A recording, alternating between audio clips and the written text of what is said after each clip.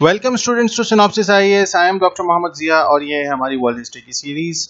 आज हम बात करेंगे इंग्लिश रेवोल्यूशन और 7 इयर्स ग्लोबल वॉर की। इंग्लिश रेवोल्यूशन अपने आप में एक छोटा टॉपिक है, लेकिन because the revolutions are always important to the world, इसलिए हम पढ़ेंगे। लेकिन जो मोस्ट ज़्यादा जो एक इम्पैक्टफुल टॉपिक है और जिसका इम्पैक्ट इंडिया पे भी रहा, इंडिया रादर इन्वॉल्व रहा उसमें, वो है हमारा 7 years global war. So I hope you all are doing well. Don't forget to subscribe the channel अगर अभी तक आपने नहीं किया है. Do give your valuable comments to us because your comments are our strength. So let us begin, and before we begin, this is about myself. You can see all my academics out here, publications, presentations out here, and this is my experience. This is my experience at NCERT. Apart from that, as far as UPSC is concerned, I am involved with all these academies throughout India. So without wasting much time, आइए शुरू करते हैं the English revolution. अब सवाल यह है कि उस वक्त का पहले सिनारियो समझते हैं हम कि 17th सेंचुरी इंग्लैंड। अब आप इसको मॉडर्न इंडियन हिस्ट्री से भी रिलेट कर सकते हैं, क्योंकि 1600 में ईस्ट इंडिया कंपनी को रॉयल चार्टर मिल चुका था इंडिया में आने का, जो और अब वहां पे उस दौर में 1642 1651 अगर आप इंडिया में देखें तो मुगलों का राज था। मुगल्स जो हैं वो रूल कर रहे थे। इंग्लैंड में क्या हो रहा था, वहां पे डेमोक्रेसी की आवाज उठ रही थी, क्योंकि जो मोनार्की थी, जो रॉयल फैमिली का रूल था, वो बहुत ज्यादा जो है एब्सोल्यूट काइंड ऑफ रूल में वो कन्वर्ट हो रहा था। और इसी को लेके जो हमारा पहला पार्ट है द इंग्लिश सिविल वॉर, वो होता है। और वो क्यों होता है? वो इसी एब्सोल्यूट मोनार्किज्म के अगेंस्ट होता है। वो इसी एब्सोल्यूट जो रूल ऑफ द किंग है, जिसको किंग चार्ल्स ने कह रखा था कि this is the my divine right to be the king. So this was basically because of that. और जो इंग्लिश सिविल वॉर जो हुआ 1642 से 1651 का, ये किसके बीच हुआ? Obviously if it was a civil war, there must be two parties, at least two parties to that. Number one was the parliamentarians and number one was the pro monarchy royalist. So एक तरफ कहना चाहिए British parliament हुआ और दूसरी तरफ क्या हुआ? ब्रिटिश मोनार्क हुआ. So we can say this is our British monarch, another is this is our British parliament. और इनके बीच एक टसल शुरू होता है जिसको कहा गया इंग्लिश सिविल वॉर. ये जो पार्लियामेंटेरियंस थे, ये जो ब्रिटिश पार्लियामेंट प्रो पार्लियामेंटेरियन या जो सो कॉल्ड प्रो डेमोक्रेसी लोग थे, इनका ये कहना था कि ये जो किंग चार्ल्स वन हैं, ये इनके अगेंस्ट में थे. और इनका ये कहना था कि ये जो आपने कह रखा है ना कि that is my divine right, it is the divine right of the king to rule, ये गलत है.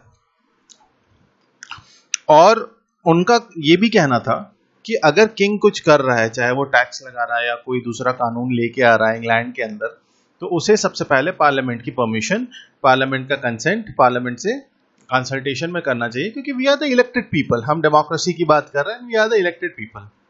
और ये एक बहुत बड़ा टसल चला. अल्टीमेटली दी कहना चाहिए कि जो पार्लियामेंटेरियंस थे उनकी विक्ट्री होती है. और this led actually to the execution of the king. और ये सब जो चल रहा था, ये जो हमने जब देखा था कि जब रेनेसां आया और चर्चेस को इंपॉर्टेंस मिलने लगा, रिफॉर्मेशन, आई एम सॉरी, और उसी दौरान जो है ये एक चर्च ऑफ इंग्लैंड को रोमन चर्च से उनको अलग किया गया. लेकिन बाद में ये church which was pro-Catholic was वो उनकी जो मोनोपोली थी इंग्लैंड की, जो रिलीजियस चर्च ऑफ इंग्लैंड जो था, it was like the religious epicentre, the Christian epicentre of the whole religion in England. तो उसकी मोनोपोली खत्म होती है. और सबसे इंपॉर्टेंट जो प्रिंसिपल, अब यहां से आप देखोगे कि जब इंडिया में भी जब रेगुलेटिंग एक्ट 1772 आया, या ऑल्दो जो हम जिस टाइम पीरियड से उससे हम 100 साल के करीब आगे की बात कर रहे हैं, लेकिन आई थिंक अगर हम उसको अब क्योंकि यहाँ से अब हिस्ट्री को हम कहीं ना कहीं इंडिया से रिलेट करते हुए चल सकते हैं वर्ल्ड हिस्ट्री को, तो ये आपके लिए भी आपके आंसर राइटिंग में भी ये बहुत बड़ा एक फैक्टर होगा कि आप किस तरीके से इन चीज़ों को रिलेट कर पाते हैं। कई बार पूछ लिया जाता है कि 7 Years वॉर खासतौर पे जो है वो एक इम्पॉर्टेंट, क्योंकि उसका एक हिस्सा इंडिया में भी लड़ा गया था। इसी तरीके से चर्च ऑफ या इंग्लिश रेवोल्यूशन का इंडिया पे इम्पैक्ट ये होगा, या इंडियन कंटेक्स्ट में हम बात करेंगे कि यहाँ से इस इंग्लिश सिविल वॉर के बाद से क्या होता है, जो पार्लियामेंट है वो सुप्रीम हो जाएगी। कि अब किंग जो है, जो मोनार्क जो भी बैठेगा ब्रिटेन के शासन के ऊपर, वो किसी भी तरीके से बगैर पार्लियामेंट की परमिशन के, बगैर पार्लियामेंट के कंसेंट के कुछ नहीं कर सकते। जब आप आगे देखोगे कि जो रॉयल चार्टर्स दिए हुए थे ईस्ट इंडिया कंपनी को इंडिया में ट्रेड करने के लिए, it was a royal order और रॉयल चार्टर। लेकिन जब ब्रिटिश पार्लियामेंट की सुप्रीमेसी आएगी, या जब ब्रिटिश पार्लियामेंट स्ट्रांग हुआ, आप देखोगे जब रेगुलेटिंग एक्ट 1772 आता है, या पिट्स इंडिया एक्ट आता है, या चार्टर एक्ट्स आते हैं, वो धीरे धीरे क्या कर रहे थे, वो जो रॉयल ऑर्डर था उसको अल्टीमेटली खत्म कर रहे थे, उसको धीरे धीरे डिसॉल्व कर रहे थे। लेकिन ये सारे ऑर्डर दे कौन रहा था, ये सारे एक्ट्स पास कौन कर रहा था, पार्लियामेंट। तो यहां से जो ओवरऑल इसका एसेंस है, जो इस पूरे इंग्लिश सिविल वॉर का एसेंस एक लाइन में ये है, that the principle can not rule without the consent of the parliament, this was established. Church की मोनोपोली खत्म होती है। और ये दो पॉइंट इंपॉर्टेंट है, एग्जीक्यूशन तो ठीक है, लेकिन ये दो पॉइंट्स जो हैं बहुत इंपॉर्टेंट है कि अगर आपको बिल्कुल शॉर्ट उसमें कहीं किसी क्वेश्चन का पार्ट हो या किसी तरीके से आपको मेंशन करना हो, तो ये आप इसको 2 लाइन में इस तरीके से मेंशन कर सकते हैं। Then the Glorious Revolution, also called as the Revolution of 1688 and the Bloodless Revolution, it took place from 1688 to 1689 in England. और इसमें क्या हुआ, किंग जेम्स 2, यहाँ कौन थे, किंग चार्ल्स थे फर्स्ट, यहाँ आएंगे किंग जेम्स 2, और ये एक्चुअली इनका तख्ता पलट हुआ। क्यों तख्ता पलट हुआ, क्योंकि कैथोलिक थे, और यहाँ पे इनकी जगह कौन आ जाता है, इनकी जो प्रोटेस्टेंट, इनकी जो डॉटर रहती है मैरी, वो क्या होती है, वो प्रोटेस्टेंट होती है। प्रोटेस्टेंट और कैथोलिक्स का हमने लास्ट सेशंस में देखा है उनके बारे में। और उनका जो इसका जो हस्बैंड होता है, मैरी का husband, the Dutch husband of Dutch origin, he was William of orange. So overall if you will see they were both political and religious concern। देखिए, आप एक चीज हमेशा याद रखिएगा कि जब भी आप किसी रेवोल्यूशन की बात करते हैं, चाहे वो रिलीजियस नेचर का हो, चाहे वो सोशल नेचर का हो, चाहे वो किसी भी तरीके का हो, वो पॉलिटिकल एलिमेंट हमेशा उसमें कहीं ना कहीं पे इन्वॉल्व रहेगा। This is for sure. There will be some और other political element attached to that, and it is important. So we are not going into the events। Ultimately ये revolution था, और इसने एक्चुअली ये चेंज किया कि अब इंग्लैंड रूल कैसे होगा। और जो पॉलिटिकल डेमोक्रेसी हम देखते हैं कि इंग्लैंड में हमने देखा कि पॉलिटिकल डेमोक्रेसी है, और कहीं ना कहीं हमने भी जब आज़ादी के बाद जो कहना चाहिए, जो एक सिस्टम अडॉप्ट किया, डेमोक्रेसी का जो सिस्टम अडॉप्ट किया, उसको हमने ब्रिटिश सिस्टम को ही कहीं ना कहीं अपने उसको इंडियनाइज करके अडॉप्ट किया। तो ये जो उसकी शुरुआत होती है वो इस ग्लोरियस रेवोल्यूशन ऑफ 1688 की बाद होती है, जहां पे क्या होता है, that the parliament was given more power over the monarchy and thus planting the seed of beginnings of political democracy. So it was a monarchy, it was a political monarchy. लेकिन इस रेवोल्यूशन के बाद, इस तख्ता पलट के बाद, जहाँ पे खुद किंग की बेटी तख्ता पलट कर देती है, उसके बाद क्या होता है, उसके बाद जो चेंजेस आते हैं, जो इवेंट्स होते हैं, events are not that important for us. हमारे लिए उसका आउटकम इम्पॉर्टेंट है। आउटकम क्या है, it laid the foundation for establishment of a political democracy. आगे बढ़ते हैं, और यहीं से निकल के आता है the famous bill of rights. जनवरी 1689 में क्या होता है, जो एक मतलब it is known as the convention parliament met and William William कौन, ये वाला विलियम ऑफ ऑरेंज, इनके इनके प्रेशर से there was the parliament agreed to have a joint monarchy, whereas William as kings and James' daughter Mary as queen. Now, the two new rulers accepted more restrictions from parliament than any other previous monarchs. अब इन्होंने कहा कि ठीक है, देखो आप completely abolish मत करो, हमारा क्या होगा। मतलब अल्टीमेटली बात तो यही थी ना कि हमारा क्या होगा। तो उन्होंने बोला ठीक है, आप एक ऐसी डेमोक्रेसी की हम बात करते हैं जहाँ पे एक जॉइंट मोनार्की होगी, किंग भी होगा, क्वीन भी होगी, पहली चीज। और इन लोगों ने, जो पार्लियामेंट ने इनके ऊपर रिस्ट्रिक्शंस लगाए, उनको बड़ा हैप्पीली एक्सेप्ट कर लिया कि ठीक है, आप बिल्कुल सही कह रहे हैं। और इसकी वजह से क्या हुआ, इसकी वजह से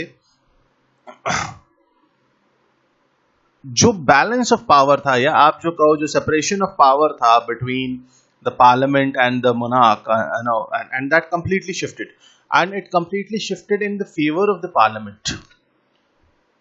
I am sorry. So the king and the queen both signed this declaration of rights, और यही declaration of rights किस नाम से जाना गया, bill of rights। उसमें बहुत सारे constitutional principles थे, लेकिन जो सबसे important था वो था free elections and freedom of speech in parliament। Now आप समझ सकते हैं कि इसका significance क्या है, इस bill of rights 1689 के bill of rights का significance क्या है, कि आप जो हमारे जो मॉडर्न डेमोक्रेसी की जो दो सबसे इंपॉर्टेंट पिलर हैं, और या किसी भी, सिर्फ हमारी नहीं, दुनिया में किसी भी डेमोक्रेसी के दो बहुत इंपॉर्टेंट पिलर हैं, freedom of speech whether inside और outside the parliament doesn't matter, and free and fair elections. जब तक ये दो चीज नहीं होगी, आपकी डेमोक्रेसी को वो ट्रू मीनिंग मिलेगा ही नहीं, किसी भी तरीके से नहीं मिल सकता।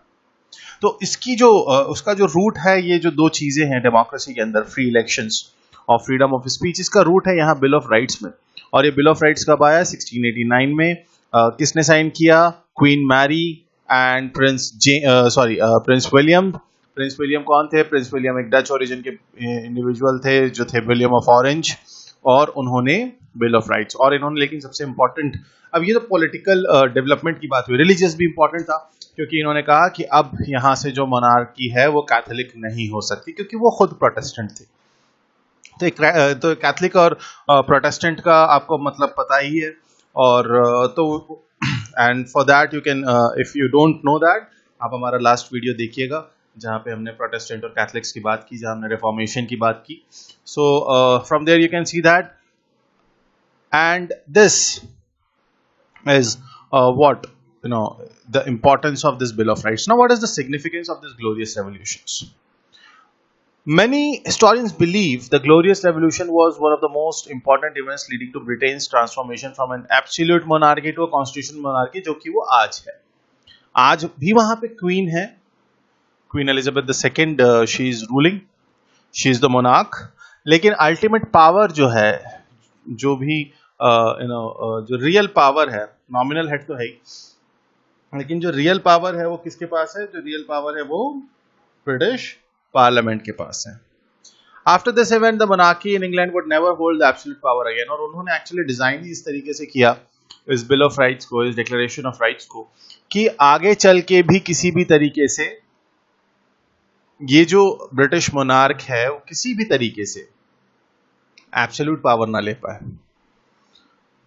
बिल ऑफ राइट में क्या हुआ, जो रेजेंट्स की पावर थी, मतलब जो मोनार्क की पावर थी, उसको डिफाइन किया गया ना, this is very important, define किया गया, written down and limited for the first time. हमने पिछले वाली स्लाइड में भी देखा कि किस तरीके से जो भी उनके पावर्स थे उनको रिस्ट्रिक्ट किया गया, पार्लियामेंट को उनके ऊपर सुप्रीमेसी दी गई, और ये कहा गया कि देखिए अब आपकी जो पावर है वो बहुत ज्यादा लिमिटेड है, अब आप पार्लियामेंट से ऊपर नहीं है। क्यों, क्योंकि पार्लियामेंट को लोगों ने चुना है। सो इस इवेंट ने काफी कुछ चेंज किया।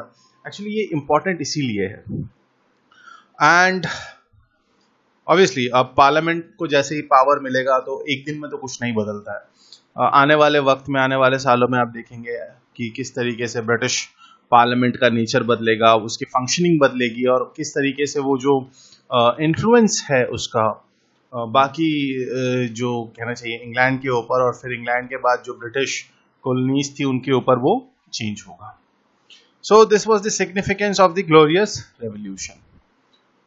ऑल्सो अब सिर्फ जैसे मैंने कहा कि इम्पैक्ट सिर्फ इंग्लैंड पे नहीं पड़ा, जो उसकी कॉलोनीज थी उस पे भी पड़ा. किस किस पे पड़ा? इंडिया पे तो अभी उतना ज्यादा इनका पावर नहीं था, लेकिन यहाँ पे नॉर्थ अमेरिका में इनकी 13 कॉलोनीज थी. हम नेक्स्ट वीडियो में आप देखेंगे कि किस तरीके से हम अमेरिकन रेवोल्यूशन की बात करेंगे, और अमेरिकन रेवोल्यूशन में ये 13 कॉलोनीज का क्या रोल रहेगा. सो वहां पे भी हुआ, और the colonies were temporarily freed from strict anti-Puritan laws after King James was. So when this King James was gone, तो वहाँ पे जो भी religious laws और जिस तरीके की जो चीजें थी, क्योंकि वो तो वहाँ ट्रेड करने गए थे. Majority of the colonists who were there in North America, their primary target was to trade. And when news of revolution reached Americans, वहाँ पर भी बहुत सारा जो है वो revolt वगैरह, और वहाँ पर भी बहुत ज़्यादा कुछ शुरू हो गया. And बहुत सारे रिवोल्ट हुए, including the Boston revolt, the Leisler's rebellion in New York and the Protestant revolution in Maryland. तो अमेरिका के अंदर भी अमेरिका में जो 13 कॉलोनीज थी ब्रिटेन की, वहाँ पर भी इसका इम्पैक्ट दिखा, इस मूवमेंट का, इस रेवोल्यूशन का, और वहाँ पर भी रिवोल्ट, वहाँ पर भी रेवोल्यूशन शुरू हो गए. छोटे छोटे रिवोल्ट, छोटे छोटे अपराइजिंग शुरू हो गए. अल्टीमेटली वो अमेरिकन रेवोल्यूशन में कन्वर्ट होंगे धीरे धीरे. आगे वो हम आने वाले वीडियोस में देखेंगे कि वो क्या होता है, क्या इवेंट्स होते हैं, उनका इम्पैक्ट क्या होता है. So this was about England and the English revolution and the civil war. आपको एग्जाम में इसका the summary, if you remember the story, देखो स्टोरी अगर समझ में आ गई और आपकी इतनी समझ है कि आप उस स्टोरी के इम्पैक्ट को एनालाइज कर सकते हैं, you are done with it. आपको इससे ज्यादा कुछ करने की जरूरत नहीं है. Story impact, this is the whole summary of how to prepare for mains, specially when you are talking about history. अब हम बात करते हैं 7 years ग्लोबल वॉर की. कई लोग इसे first world war in real sense कहते हैं. 7 year ग्लोबल वॉर 1754 to 1763. अगर मैं इसको इंडियन हिस्ट्री में यहाँ पे करूँ तो यहाँ पे आपको इस दौरान हमारे यहाँ भी आप देखोगे बैटल ऑफ प्लासी होगा, थर्ड कर्नाटक वॉर होगा, वैंडी वॉश होगा, बक्सर नहीं होगा, और हमारे यहाँ भी काफी कुछ इसका इम्पैक्ट दिखेगा. अब ये 7 year ग्लोबल वॉर था क्या? This is an introduction to the 7 years global war. It was a global conflict spanned for 5 continents. Through it was known in America as the French and the Indian War. तो हम भी involve थे. हुआ क्या कि ये जो England और फ्रांस थे, ये इनके बीच आज भी कल्चरल राइवलरी है. इंग्लिश बेटर है या फ्रेंच, लैंग्वेज में भी, कल्चर में भी, खाने में भी, हर चीज में एक अननोन सा, एक इनविजिबल सा कंपटीशन जो है इनके बीच चलता रहता है कि कौन बेहतर है, और हमेशा से चलता आया है. और इसकी वजह से अब आज के जैसा नहीं है ना कि डेमोक्रेसी है कि आज हमें ठीक नहीं लगा तो जो है हम यूएन है या कुछ है तो हम हमारे पास एक प्रॉपर मॉडर्न वर्ल्ड के पास, मॉडर्न टाइम के पास एक प्रोसीजर है कि उसको किस तरीके से देखना है. लेकिन वो जो दौर था 17th 18th सेंचुरी का, वो 18th सेंचुरी में 18th सेंचुरी का, वो ये था कि भैया कुछ समझ नहीं आया तो वॉर ही कर लो. So that was the condition, and because of this, north America 1492 में डिस्कवर होता है अमेरिकाज, और फिर जो है धीरे धीरे उसका कॉलोनाइजेशन 1492 के बाद शुरू होता है, और 18th सेंचुरी तक आते आते 300 साल में इतना कुछ सेटलमेंट, और सारे यूरोपियन पावर्स उधर जाते हैं. फ्रेंच भी जाते हैं, स्पेनिश भी जाते हैं, पोर्चुगीज भी गए. इंग्लैंड तो खैर सबसे आगे था ही अपने कॉलोनियल एम्बिशंस में, और अमेरिका में जाके इनके बीच झगड़े हो रहे थे इंग्लैंड और फ्रांस के बीच. और इससे ज्यादा तंग आके इंग्लैंड ने क्या किया, 1756 में फ्रांस के ऊपर वॉर डिक्लेयर कर दिया, और जिसे बाद में विंस्टन चर्चिल ने कहा कि this was the first world war, because other European powers, Spain, Prussia, Germany जिसे आज present day Germany, and Austria got also engaged in the war. And why this was termed as the First World War? Because actually it was spanned throughout 5 continents. So Europe, Asia, Africa, north America, south America, तो ये through out the continents ये spread out था. You can see here. So India यहाँ पे involve हम थे. This was the area of conflict. ये बड़ा इंपॉर्टेंट मैप है. आप इसका स्क्रीनशॉट अगर आपको पॉसिबल हो तो आपको ले लो, क्योंकि यहाँ से आपको काफ़ी कुछ समझ में आएगा. यहाँ पे कॉन्फ्लिक्ट था, तो ये सारा, जैसे ये all this orange is the Spanish empire, British empire. आपको समझ में आ रहा है. This greenish part is the British empire. अभी ज़्यादा नहीं है. यहाँ पे आपको ये वाला जो है, ये वाला रीजन जो है, ये ऑटोमन एम्पायर है. उसके अलावा Russian, you can see French empire is the small portions here are the French part of French empire. So ये एक इम्पॉर्टेंट मैप है. ये उस दौर को, ये जो हमारा 17th mid of the 18th century, let's say 1750s के दुनिया का एक नक्शा है, जहाँ पे आपको समझ में आएगा कि कौन कहाँ पे रूल कर रहा था. खैर, आगे बढ़ते हैं. अब हुआ क्या, ये क्यों हुआ? नॉर्थ अमेरिका, जैसे हमने पहले देखा कि British had 13 colonies on the eastern coast. See, this is the eastern coast. यहाँ पे ब्रिटेन की कॉलोनीज थी. ठीक. They wanted to expand westwards and want more raw materials and an increased export market in North America. अब इन्हें क्या हुआ, इनको लगा यार अब हमें इस तरफ मूव करना चाहिए, so that we can get more raw materials and we can earn from export. But this was under the dominance of France. Okay, so यहाँ पे जो है इस पूरे वेस्टर्न रीजन में फ्रांस का डोमिनेशन था, फ्रांस का डोमिनेंस था. And they were anxious to hold the West North America to prevent British hegemony in the world political and economic affairs. उन्होंने कहा कि नहीं, हमें किसी भी कीमत पे ये जो हमारा वेस्टर्न अमेरिकन रीजन पे जो हमारा कहना चाहिए कि कंट्रोल है, वो हमें नहीं खोना चाहिए, क्योंकि अगर हमने ये खो दिया तो पूरी दुनिया के ऊपर जो है हमारा जो कंट्रोल है वो ख़त्म हो जाएगा. ठीक है, और ब्रिटिश डोमिनेंस शुरू हो जाएगा. अब यहाँ पे एक और चीज है, that Britain was undergoing the industrial revolution at that time, which was making British goods much more competitive in the world market. Obviously, जब इंडस्ट्रीज लगने लगेंगी तो कॉस्ट ऑफ प्रोडक्शन कम होगा, जिसकी वजह से प्राइस वाइज भी और क्वालिटी वाइज भी, क्योंकि अब फैक्ट्री में चीजें बन रही है, मशीन चीजें बना रही है, तो वो ज्यादा बेटर थी, प्रोडक्शन रेट ज्यादा था, कॉस्ट ऑफ प्रोडक्शन कम था, जिसकी वजह से ब्रिटिश जो गुड्स थे उनका वर्ल्ड में एक अच्छी डिमांड भी हुई और वो कॉम्पिटिशन दे रहे थे दूसरे colonies को. Britain was emerging as a dominant sea power with its maritime trade profits were soaring. So obviously, आप अगर यहाँ पे देखोगे तो इस रीजन में ब्रिटिश डोमिनेंस था. इस रीजन में ब्रिटिश डोमिनेंस, ब्रिटिश ब्रिटेन से जो भी आ रहा था यहाँ तो ऑब्वियसली, और ये यहाँ से जो आ रहे थे ऐसे, यहाँ से साउथ अफ्रीका का रीजन था, और ये यहाँ पे जो इस तरीके से इन्होंने इस ट्रेड को कंट्रोल कर रखा था, means their army, their navy was good, there they were an important sea power.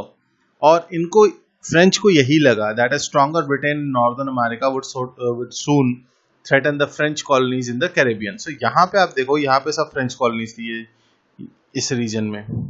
उन्हें लगा कि हमारा इस पे कंट्रोल जाने लगेगा. They were right, obviously, and in Caribbean, the British fought against Spain and France, who controlled the profiteering sugar plantations in the Caribbean colonies. तो Caribbean colonies में जो भी शुगर था वो स्पेन और फ्रांस के कंट्रोल में था, उस पे इन्होंने शुरू किया. अब इंडिया में क्या हुआ? इंडिया में, if you remember, if you have studied in the modern history, the Karnataka Wars. अब कर्नाटक वॉर्स चल रहे थे, उसी दौरान क्या होता है, उसी दौरान battle of Plassey 1757 between Sirajuddaulah and East India Company. East India Company जीत जाती है और उसको सारा कंट्रोल जो है वो मिल जाता है. In the meanwhile battle of Vendée wash होती है between the French and the Britishers, and it established what, the British supremacy in Asia.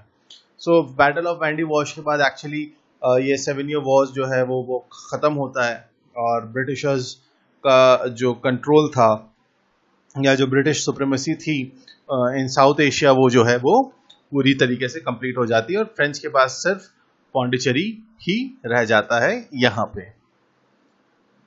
और ये कंक्लूड किससे होता है? ये कंक्लूड होता है treaty of Paris. Treaty of Paris 1763 में साइन होती है and it had following clauses like Britain got Canada from France and Florida from Spain. So Britain के पास क्या क्या आ गया? कनाडा आ गया, आज भी कंट्रोल है, और फ्लोरिडा आ गया स्पेन से, ठीक है। France allowed to retain its Caribbean sugar islands. France को उन्होंने जो है वो कैरेबियन शुगर आइलैंड्स जो हैं वहाँ पे जहाँ से ये सारा शुगर का इनका ट्रेड चल रहा था, वो इन्होंने फ्रेंच को वापस कर दिया। Spanish control over Cuba and Philippines was recognised. India में क्या हुआ? The British crown return to France all the settlement in Odisha coast and in Bengal as that, मतलब इट वाज लाइक जो उन्होंने प्री वॉर सिचुएशन थी उसको स्टैब्लिश करने की कोशिश की। ऑल्सो पौंडीचेरी जो कि फ्रेंच हेडक्वार्टर था एक तरीके से इंडिया में, उसको भी ब्रिटिशर्स ने वापस किया। एंड वल्लनौर और बाहर जो इम्पोर्टेंट पोर्ट्स थे वो ऑल्सो माहे। तो आप देखोगे कि पौंडीचेरी जो हमारा यूनियन टेरिटरी है वो एक जगह पे नहीं है, there are 3 different spots to that, Pondicherry, Yanam and Mahe. और ये सारा जो है ये फ्रेंच कंट्रोल में था और ये ट्रीटी ऑफ पेरिस 1763 के बाद ही ये फ्रेंच कंट्रोल इस पर स्टैब्लिश हुआ। ब्रिटिशर्स ने कहा कि ठीक है आप ये रखो, हम इंडिया में एक्सपेंशन करेंगे, आप एक्सपेंशन नहीं कर सकते, आप ट्रेड नहीं कर सकते, उनको बहुत आप लिमिटेड स्पेसेस में ट्रेड करोगे, आप मिलिट्री ज़्यादा इतनी नहीं रख सकते, और भी कई सारे इस तरीके के क्लॉजेस थे जो कि इस ट्रीटी ऑफ पेरिस में 1763। देखिए ट्रीटी ऑफ पेरिस के साथ ईयर जरूर लगाइएगा क्योंकि आगे चल के एक और ट्रीटी ऑफ पेरिस आने वाली है। सो ट्रीटी ऑफ पेरिस 1763 को में ये सारी चीजें होती हैं और इसी के साथ जो है द 7 years ग्लोबल वॉर खत्म हो जाता है। Now the question here is how ये 7 year वॉर इंपॉर्टेंट है क्योंकि आपने जो कर्नाटक वॉर्स पढ़े होंगे वहां पे जो what is Karnataka Wars, basically जो कर्नाटक वॉर्स हैं जो हमारे यहाँ हुए 1740 से लेके let's say this treaty of Paris तक, रफली इन अ स्पैन ऑफ 2 decades, वो अगर उसको एक लाइन में मैं कहूँ what was Carnatic wars, Carnatic wars was the British French और the Anglo French rivalry in India. What was Carnatic wars? It was the Anglo French rivalry in India and who else were involve? Indians, Nawab of Karnataka and Nizam of Hyderabad. Basically the Karnataka state and the Hyderabad state, Hyderabad province, they both were involved in this Karnataka wars. और ultimately इसके बाद French को जो है काफी कुछ surrender करना पड़ा because they were defeated badly in the battle of Wandiwash 1761। And एक जो आप लोगों का बड़ा इशू है कि सर डेट्स याद नहीं होती, हमेशा डेट साथ में बोला करो। बैटल ऑफ प्लासी मत बोलना, battle of Plassey 1757, battle of Buxar 1764, treaty of Allahabad 1765, treaty of Paris 1763, battle of Wandiwash 1761, bill of rights 1689, glorious revolution 1688। तो जब भी आप कोई इस तरीके का इवेंट आम लैंग्वेज में भी बोलते हो ना, आम अपने कॉन्वर्सेशन में या जब आप पढ़ रहे हो, तो आप हमेशा उसका ईयर साथ में बोलना। तो जब आप इस चीज को बोलना शुरू करोगे with in like 2-3 months, I hope कि आपको इस चीज की प्रैक्टिस हो जाएगी कि डेट्स को भी साथ में बोलना और फिर डेट्स याद रहने लगेंगी। तो never ever speak when you are studying history, never ever speak history historical events in isolation. Always speak, always use the year associated to that. Fine. So with this we end our this video.